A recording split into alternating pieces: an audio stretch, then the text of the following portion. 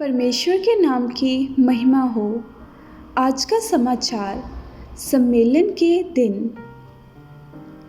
प्रत्येक व्यक्ति जिसने कन्वेंशन में भाग लिया है निश्चित रूप से साक्षी दे सकते हैं कि उन्होंने वे बहुमूल्य दिन प्रभु यीशु के साथ भोजन करते हुए बिताए हैं।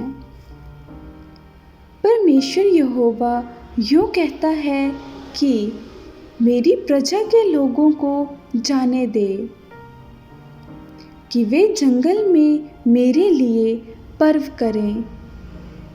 निर्गमन 5:1।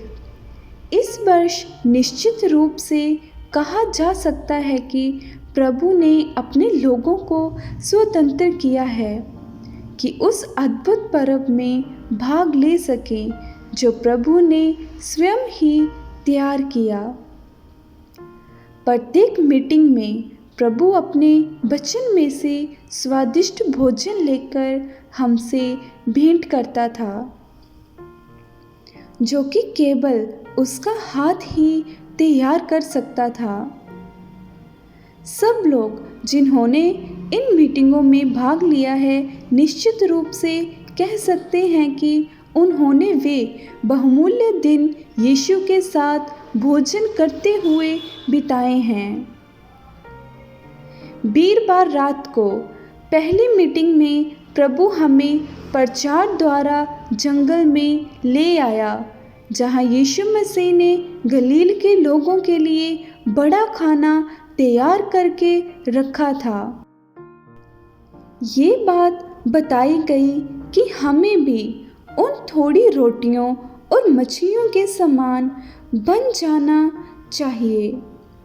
स्वामी के पास जो कुछ होता है वे उस पर आशीष देता है। इसी प्रकार जब हम अपने आप को मसीह को देते हैं तो वे हमें ऊपर पिता की ओर उठाता है तथा धन्यवाद करता है। तब चमत्कार शुरू होता है। मसीह हमें बार बार तोड़ना शुरू करता है। तोड़ने के बिना बढ़ने का चमत्कार नहीं हो सकता।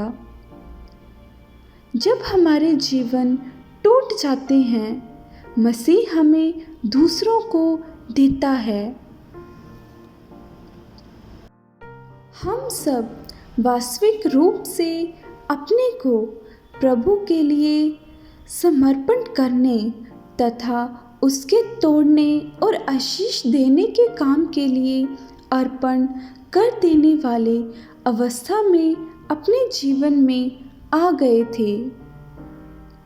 शुक्रवार की प्रातः योशिया की जागृति में से उपदेश दिया गया। अंतिम जागृति जो कि इज़राइलियों में धर्म त्याग तथा अंत में गुलामी में जाने से पहले आई थी। इस जागृति का अंत परमेश्वर के वचन की खोज में हुआ, जो कि बहुत समय से टाला हुआ था। इसी प्रकार हम भी बहुत अंतिम समय में आ गए हैं। हमें जिस जागृति की आवश्यकता है वे यही है कि परमेश्वर के वचन के पास लौट आएं, उसे सुने तथा विशेष रूप से उसके अनुसार चलें।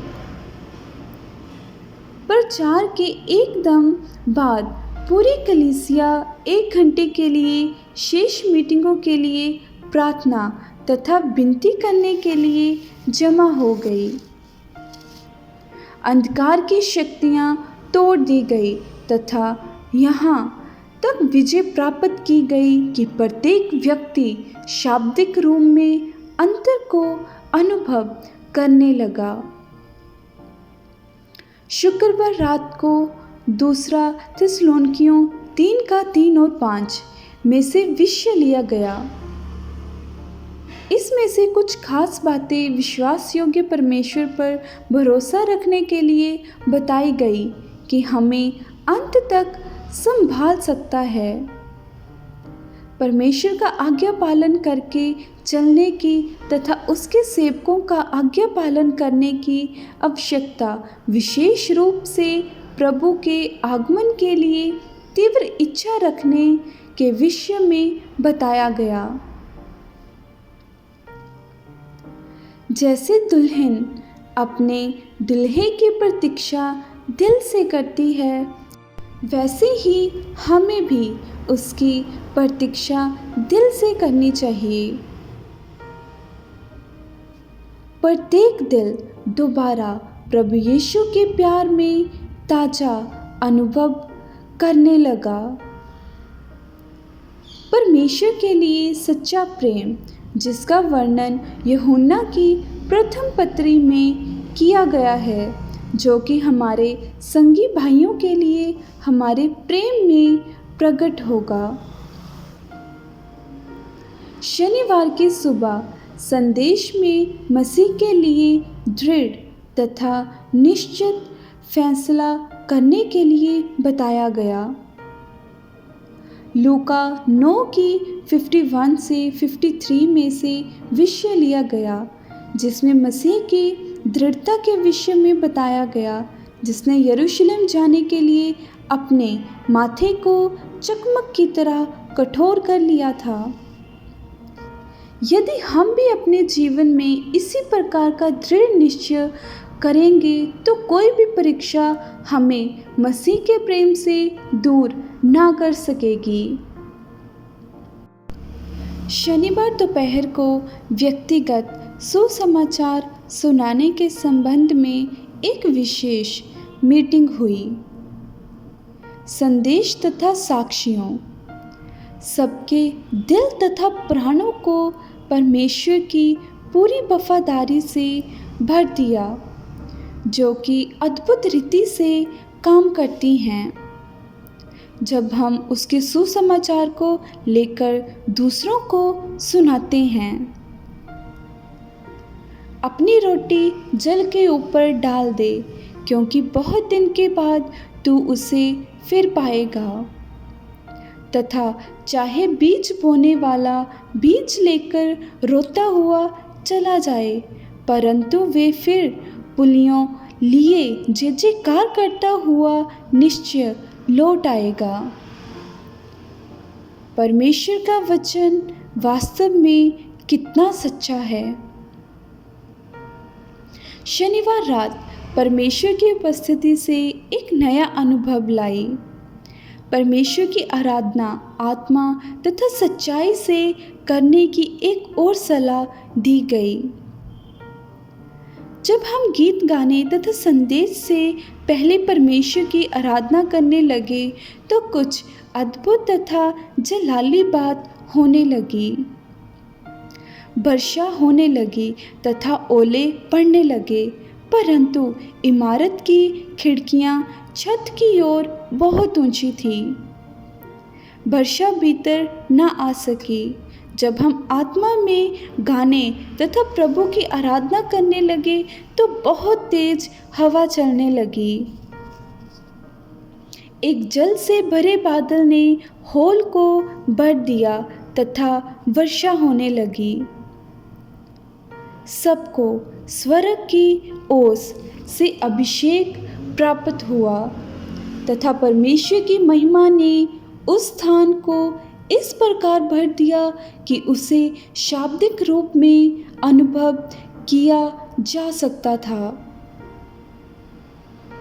ये मानो ऐसा था कि पिता खुशी मना रहा था कि उसे एक ऐसा झुंड के लोग मिल गए हैं जो आत्मा और सच्चाई से उसकी आराधना करते हैं तथा ये उसकी स्वीकृति के रूप में था।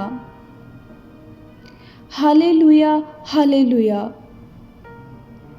उस रात संदेश लूका 19 के 11 से 19 में से लिया गया था।